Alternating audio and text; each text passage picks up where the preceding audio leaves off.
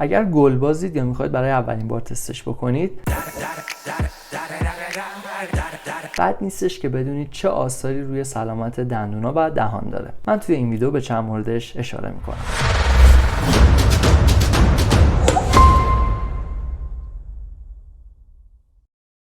سلام، من زهرم، دانشجو سال آخر دندونپزشکی گیلان و اینجا چنل من دنتراپیه. من اینجا ویدیوهایی میسازم در مورد دندونپزشکی و مسائل مرتبط با بهداشت دهان و دندان. آدرس پیج اینستاگرام دنتراپی هم این پایین میذارم که اونجا یه سری ریلز آپلود میکنم که در صورت تمایل میتونید ببینید. همونجوری که میبینید با کیت فوتسال تیم دانشگاه علوم پزشکی گیلان اومدم توی این ویدیو. ما عکس با شورت ورزشی داریم جان، و اگه دوست دارید کیتای دیگه تیم فوتسال دانشگاه گیلان رو بپوشم توی کامنت ها بهم بگید. اولین اثری که داره کشیدن گل میتونه باعث افزایش ریسک ابتلا به سرطان دهان بشه. به دو دلیل. به خاطر اینکه شما وقتی که گل رو میکشید حرارت بالایی داره و همین حرارت بالا یه خطری هستش برای ابتلا به سرطان دهان. و عامل دومش این هستش که شما در اثر کشیدن گل، همونجوری که در اثر کشیدن سیگار یک سری کارسینوژن ها یا عوامل سرطانزا به وجود میاد، اینا بعد از کشیدن گل هم به وجود میاد و میتونه باعث افزایش ریسک ابتلا به سرطان دهان توی شما بشه. اثر دومی که داره این هستش که باعث افزایش ریسک خونریزی پس از عملهای دندونپزشکی میشه. مثلا شما فرض کنید که رفتید یه دندون رو بکشید، وقتی که این دندون رو میکشید در صورتی که گل باز باشید نسبت به یه آدمی که سوبر هستش خونریزی بیشتری رو تجربه میکنید. همچنین میتونه باعث تأخیر توی بهبود زخم ها بشه. و یه نکته جالب این هستش که افرادی که به صورت مزمن گل میزنن، بی‌حسی که توی دندونپزشکی بهشون تزریق میشه روشون اثر کمتری داره و ممکنه به مقدار بی‌حسی بیشتری نیاز داشته باشن تا کاملا بی‌حس بشن. و معمولا این افراد به خاطر اون انگزایتی که یکی از عوارض جانبی مصرف گل توی طولانی مدت هستش دارن، مضطرب‌تر از بیماری دیگه هستن و همین اضطراب خودش رو میتونه توی مطب دندونپزشکی به صورت ترس نشون بده که همین ترس باعث میشه که اون بی‌حسی و اون ریلکسیشنی که مد نظر کادر درمان هست کمتر اتفاق بیفته تو افرادی که گل مصرف میکنن. اثر بعدی که داره خشکی دهان هستش. همونجوری که میدونید کسایی که گل میزنن میگن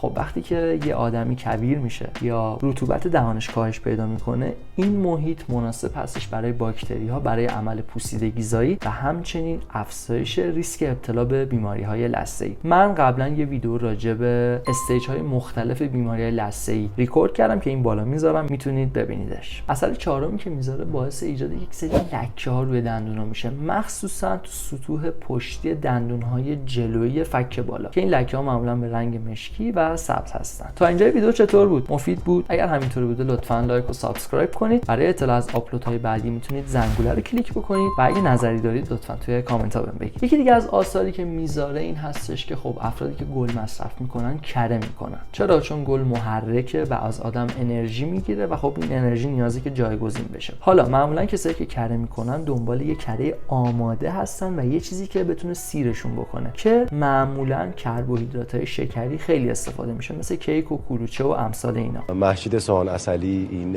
مریم بادوم زمینی، ندا کلوچه. خب وقتی که شما چند بار اینا رو مصرف میکنید، وقتی که کره کردید، این باعث میشه که pH دهانتون بیاد پایین و در واقع محیط دهانتون اسیدی بشه که بسیار مناسب هستش برای پوسیدگی زایی. پس میتونه باعث افزایش پوسیدگی بشه. من قبلا یه ویدیو راجع به پوسیدگی هم ضبط کردم که این بالا میذارم، میتونید ببینیدش. و اثر آخری که داره این هستش که مصرف گل میتونه باعث تضعیف سیستم ایمنی بشه. حالا وقتی که شما به صورت مزمن گل میزنید و سیستم ایمنیتون ضعیف شده، میتونه باعث ایجاد یک سری از بیماری ها بشه، مثل بیماری های لثه‌ای. و وقتی که شما بیماری های لثه‌ای دارید ممکنه دندونتون لق بشه و بیفته. جالبه که بدونید توی ایالات متحده آمریکا اولین عامل از دست رفتن دندونا همین بیماری های لثه‌ای هستن. در نهایت میرسیم به اینکه ما باید توی چکاپ هامون با دندونپزشکمون صادق باشیم و اگه مصرف کننده گل هستیم به اطلاع ایشون برسونیم، چرا که ممکنه دندونپزشکمون به ما کمک بکنه تو پیشگیری و درمان یک سری از عوارضی که گل کشیدن روی بهداشت دهان و دندونای ما گذاشته و اگه گفته نشه خب ممکنه به نتایج بدتری منجر بشه. امیدوارم از دیدن ویدیو لذت برده باشید. اگر همینطوری بوده لطفاً لایک و سابسکرایب بکنید. از نظراتتون توی کامنت ها بهم بگید و برای اطلاع از آپلودهای بعدی زنگوله رو کلیک بکنید. من 2 تا ویدیو دیگه به شما پیشنهاد میدم که اگه دوست داشته باشید میتونید ببینید. تا ویدیوهای بعدی، خدا نگهدار.